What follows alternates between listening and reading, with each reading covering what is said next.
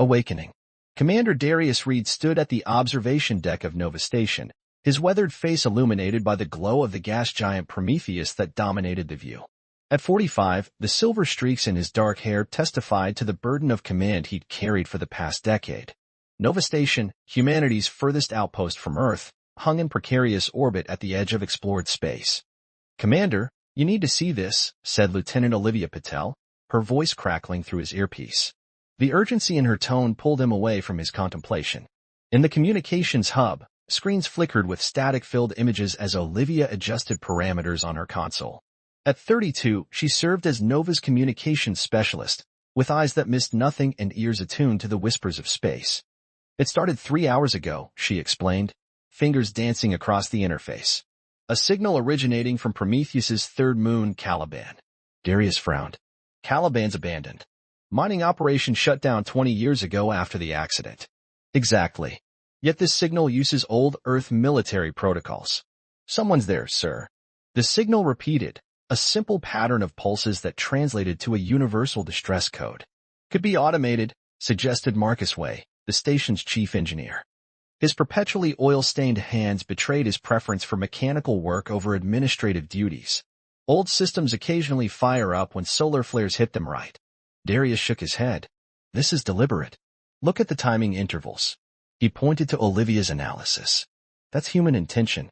Within an hour, he had assembled the station's senior staff in the conference room, a utilitarian space with a circular table that had seen better days. "Evidence suggests survivors on Caliban," Darius began, addressing the 7 people before him.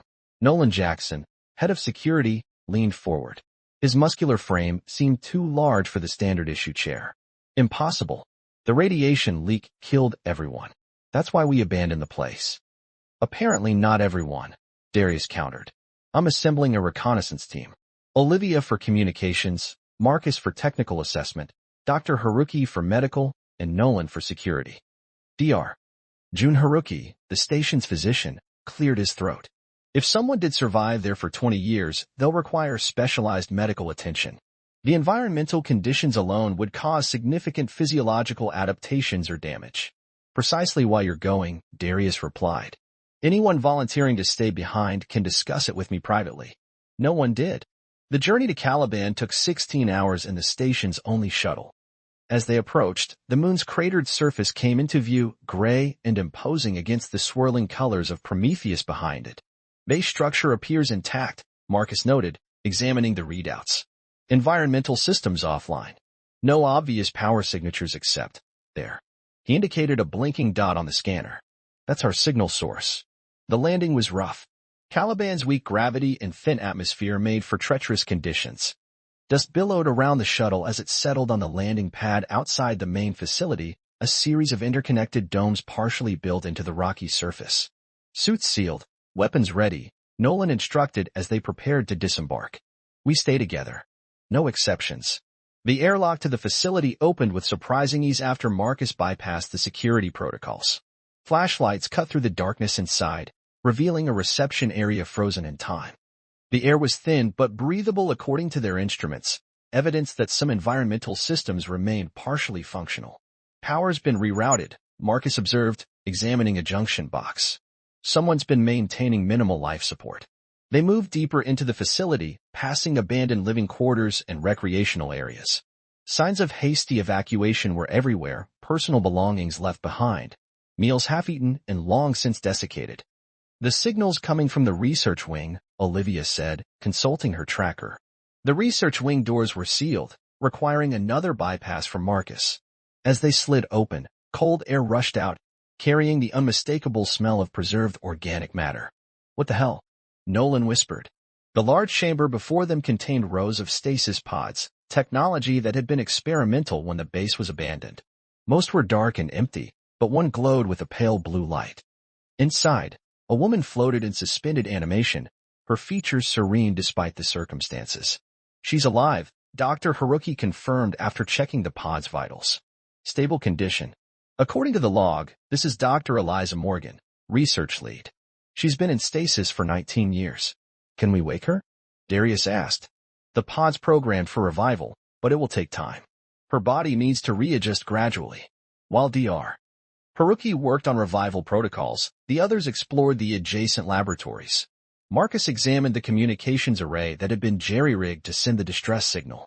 Ingenious setup, he commented. The pod must have been programmed to activate the signal when its power reserves reached a critical threshold. Olivia discovered the research logs. They were studying something they found deep in the moon's core. Some kind of artifact or organism. The entries get increasingly erratic toward the end.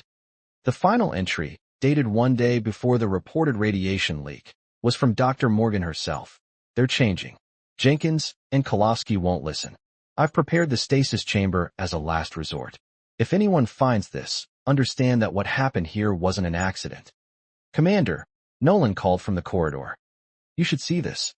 In the hallway leading to the residential quarters, Nolan's flashlight illuminated strange patterns etched into the walls, intricate symbols that seemed to pulse with faint bioluminescence. These weren't made by human tools, Marcus said, running a scanner over them. A noise from deeper in the corridor made them freeze, a scraping sound, like something heavy being dragged across metal. Motion detected, 30 meters ahead, Nolan reported, checking his tactical display. The lights in their helmets revealed glimpses of movement in the shadows, something tall and angular, moving with an unsettling fluidity. When Nolan's light finally caught it fully, the creature froze. Humanoid in basic shape, its skin had a translucent quality, stretched over an elongated frame. Where a face should be, there was only a complicated arrangement of sensory organs. Hold fire, Darius ordered as Nolan raised his weapon. The creature tilted its head, studying them. Then, with startling speed, it retreated around a corner. More sounds followed, not one entity, but many. Back to the research wing, Darius commanded. Now, they barely made it back before the creatures converged on them. Nolan sealed the doors as clawed appendages reached through the narrowing gap. The pod, Dr. Haruki called out. It's completing the revival sequence. The stasis chamber hissed open as Eliza Morgan took her first conscious breath in nearly 2 decades. Her eyes fluttered open, disoriented at first, then widening with recognition and fear. You shouldn't have come, she whispered, voice raspy from disuse. You've wakened them all. A violent impact shook the sealed doors, denting the metal inward. We need to move her now, Dr. Haruki insisted. Can you walk? Darius asked Eliza. She nodded weakly. Get me to your ship. I know what they want. With Nolan in the lead and Marcus supporting Eliza between them, they fought their way back through the facility. The creatures seemed to be hurting them, appearing at intersections to block certain paths but never attacking directly. They're driving us toward the central lab, Eliza warned. We can't go that way. They diverted through maintenance tunnels, navigating by the schematic on Olivia's tablet.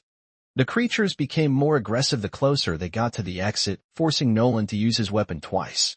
The energy bolts passed straight through the entities without effect. Conventional weapons won't work, Eliza gasped. They're not entirely physical anymore. When they finally reached the airlock, Marcus rigged it to decompress explosively, buying them precious seconds to sprint across the landing pad to their shuttle. The launch sequence had never seemed so slow. Through the viewport, they watched dozens of the creatures emerge from the facility, surrounding the shuttle but making no move to damage it. They're letting us go, Olivia realized. No, Eliza contradicted, her voice steadier now. They're following us. I maintained the stasis pod for as long as I could, but I knew someone would eventually come. She looked at each of them in turn, her eyes haunted. What we found on Caliban isn't confined to this moon. And now they know where we are. As the shuttle broke atmosphere, the last thing they saw was the creatures gathered on the landing pad, faces turned upward, watching their departure with alien patience. Nova Station would never be the same again. Revelation. Director Vanessa Ortiz glared at the quarantine chamber where the survivor from Caliban sat hunched over a steaming cup of synthetic coffee. The woman, Eliza Morgan, had been in medical isolation for 3 days since the reconnaissance team brought her back to Nova Station. As the highest-ranking Earth Authority representative on the station, Vanessa considered the survivor's presence a direct threat to everything she'd worked to build. She shouldn't be here, Vanessa said, her dark eyes never leaving the observation window. At 58, she carried herself with the rigid posture of someone who had spent decades navigating political minefields. Protocol dictates immediate quarantine at the Mars facility. With respect, Director, she'd never survive the transit, replied Dr. Jun Haruki, who stood beside her reviewing medical charts. Her cellular structure shows significant adaptation to Caliban's environment. The gravitational shift alone would kill her. Commander Darius Reed joined them, having just returned from a tense communication with Earth Command. The lines around his eyes had deepened since the Caliban mission. Earth wants answers, he stated flatly. They're sending a research vessel. ETA 6 weeks. Vanessa's jaw tightened. 6 weeks is too long. Those things could follow her signal back here. They already know where we are, came a voice from the intercom. Eliza Morgan had risen from her chair and approached the observation window. Despite her physical weakness, her gaze was penetrating. And they're not things. They're us. Or rather, what we become. Later that day, Eliza was deemed stable enough for formal debriefing. The station's senior staff gathered in the secure conference room. Darius, Vanessa, Dr. Haruki, Marcus Way, Olivia Patel, and Nolan Jackson. Eliza sat at the head of the table, her hands steadier than they had been on Caliban, but still bearing the tremors of long-term stasis. The official report states that a radiation leak killed everyone at the Caliban facility, Darius began. Clearly, that wasn't the case. Eliza's laugh was hollow. Radiation leak. That's what they called it. She took a breath, composing herself. 20 years ago, our mining operation uncovered something embedded in Caliban's core, a crystalline structure unlike anything we'd seen. Initial scans suggested it was just an unusual mineral formation, but when we brought samples to the surface, she activated a data chip, projecting holographic images of the original research team. The photos showed healthy, normal humans. She swiped to later images. The same people, but with subtle changes, elongated fingers, slightly altered facial structures, eyes larger and more sensitive to light. The crystals contained a dormant biological agent. Not a pathogen exactly, more like a blueprint. It rewrote human DNA, but not randomly. It was designed, intentional. Designed by whom? Vanessa demanded. By us. Humans. Just not from now. Eliza let that sink in before continuing. The crystals contain technology from approximately 10,000 years in our future. A message encoded in biological form. The room fell silent. Nolan was the first to recover, his security training making him practical. So the creatures on Caliban, they're humans who were fully transformed by this agent? Yes. Jenkins, Kolovsky, the others, they embraced the change. Called it evolutionary advancement. I disagreed. There was something missing in them as they transformed. Empathy, perhaps. They became coldly logical, viewing unaltered humans as primitive. Marcus leaned forward, his engineer's mind calculating. You said it was a message.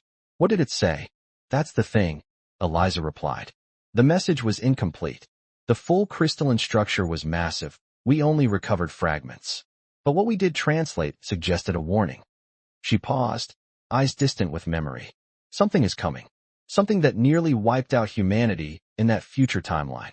These changes, they're adaptations designed to survive it. The next morning found Darius in the hydroponics bay, seeking a moment of peace among the station's food crops. To his surprise, he discovered Marcus there, examining one of the water recycling units. Couldn't sleep either? Darius asked. Marcus straightened up. Been thinking about what Morgan told us. If she's right, we're facing two threats, not just one. The transformed humans and whatever's coming from deep space, Darius nodded.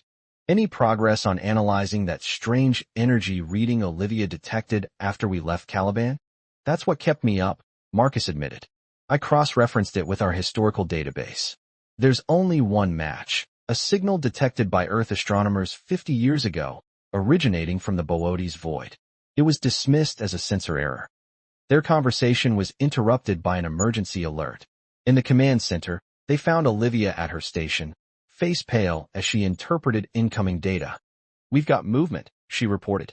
Multiple objects approaching from Caliban, on an intercept course with Nova. Nolan, who had been on night watch, pulled up tactical displays. 8 objects. Too small for conventional ships, too large for suited individuals. They've adapted for space travel. Eliza's voice came from the doorway. Dr. Haruki stood beside her, having escorted her from quarantine. Their bodies can withstand vacuum now. Vanessa stormed in, radiating authority. I've ordered defensive measures. We fire as soon as they're in range. No. Eliza moved quicker than expected, gripping Vanessa's arm. They're not attacking. They're reaching out, the only way they know how. The tense standoff that followed divided the station staff. Vanessa insisted on following Earth Authority protocols. Eliminate unknown threats first, question later. Darius advocated for restraint, arguing they needed more information before risking conflict with beings that had once been human. I propose an alternative, Dr. Haruki said quietly, his calm voice cutting through the heated debate. Let me go out to meet them. Medical shuttle, minimal life support. I can establish first contact safely. It's suicide, Nolan objected. It's necessary, Haruki countered. If Eliza is right about what's coming, we need to understand these evolved humans. They might be our only warning system. Against Vanessa's protests, Darius authorized the mission. Haruki prepared quickly, taking only essential equipment and a specialized communication array Olivia had designed based on the patterns they'd observed in the transformed humans' movements. The small medical shuttle departed Nova Station 4 hours later, with Haruki aboard. The station crew watched anxiously as it approached the cluster of entities suspended in space between the station and Caliban. At first contact, nothing seemed to happen. The entities surrounded the shuttle, their translucent forms rippling in the vacuum. Then, unexpectedly, they began to form a geometric pattern around the vessel. They're creating a resonance field, Marcus observed, watching the energy reading spike. It's how they communicate, through vibration patterns. For 20 agonizing minutes, they lost contact with Haruki. When communications restored, his voice was strained but clear. They're sending me back. I'm bringing one of them with me by invitation. They've shown me. I don't have words for it yet. But they're not the enemy. The shuttle's return caused another division among the station's leadership. Vanessa demanded full quarantine protocols and armed guards. Darius agreed to security measures but insisted on communication first.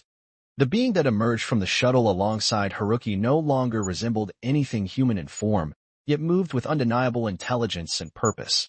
In the specifically prepared observation chamber, it began to generate complex light patterns from within its translucent body, patterns that Olivia's algorithms slowly translated into language. We were once as you. You will become as us. This is not choice. This is survival. Over the next several hours, through painstaking communication, the entity revealed what Haruki had glimpsed during contact. The crystalline structures on Caliban were indeed a message from humanity's future, but not just a warning. They were a blueprint for survival against an encroaching cosmic threat that periodically swept through the galaxy, eliminating all carbon-based life that hadn't evolved beyond its original form. According to their historical knowledge, this event occurs every 30,000 years, Haruki explained to the assembled station leadership. The last cycle nearly wiped out humanity. The survivors evolved into the beings that sent back the crystals. And the next cycle? Darius asked, though he already suspected the answer. Has already begun, Eliza confirmed, looking more alive than she had since her rescue. The energy signature Marcus identified from the Boötes void, it's the wave front. Early stages only, but approaching. Vanessa, who had remained skeptically silent throughout the revelations, finally spoke. Even if this is true, Earth will never accept transforming humanity based on a warning from beings we barely understand. They don't need to transform everyone immediately, Eliza countered. Just enough of us to preserve the knowledge, to prepare. The rest can be protected through other means the evolved humans have developed. As the debate continued deep into Nova Station's artificial night, Darius found himself standing again at the observation deck, gazing at Prometheus and its moons. The entity, who had once been Dr. Thomas Jenkins, lead geologist of the Caliban expedition, floated silently beside him, its body pulsing with subtle light. We have maybe 20 years before the wave front reaches Earth space, Darius said, not knowing if the being could understand him without the translation algorithms. Not nearly enough time to convince a suspicious humanity to trust beings that look like you. The entity's form rippled, and for just a moment, Darius thought he saw a human shape within it, a gesture of remembered humanity. You will not stand alone. The message appeared on Darius's personal communicator, sent directly from the entity without any translation device. Other transmissions began arriving at Nova Station over the following days, signals from distant outposts and colonies reporting encounters with similar evolved beings. The pattern was spreading, just as the crystalline message had intended. Not an invasion, but an awakening. Earth Authority was predictably resistant, ordering containment protocols and threatening to declare martial law on any station or colony that cooperated with the evolved humans. But the evidence Haruki and Eliza had compiled was compelling, particularly the mathematical models showing the wavefront's approach. 1 month after the Caliban mission, as Earth's research vessel approached Nova Station, Darius received a private transmission from Admiral Leonid Petrov, his former mentor and one of Earth Fleet's most respected commanders. "We've reviewed your data, Darius," the Admiral said, his weathered face grave on the screen. "Certain elements within Earth government wanted this suppressed, but too many independent stations have confirmed the readings now. The wavefront is real. We're initiating Contingency Protocol Delta." "A fleet?" Darius asked, hope rising for the first time in weeks. "Better. A coalition. Earth, Mars, the Jovian colonies, everyone. And," the Admiral hesitated, "we're opening diplomatic channels to the evolved humans. If this is our future, we need to face it united." As the transmission ended, Darius turned to find Eliza standing in the doorway of his quarters. "It's beginning," she said simply. "Yes," he agreed, "but not the end we feared." Outside the viewport, the stars continued their eternal vigil, unchanged by the momentous shift occurring among their human observers. Somewhere far beyond, the cosmic wave front approached, inexorable but no longer insurmountable. Humanity would meet its future, not as separate factions, but as one evolving species.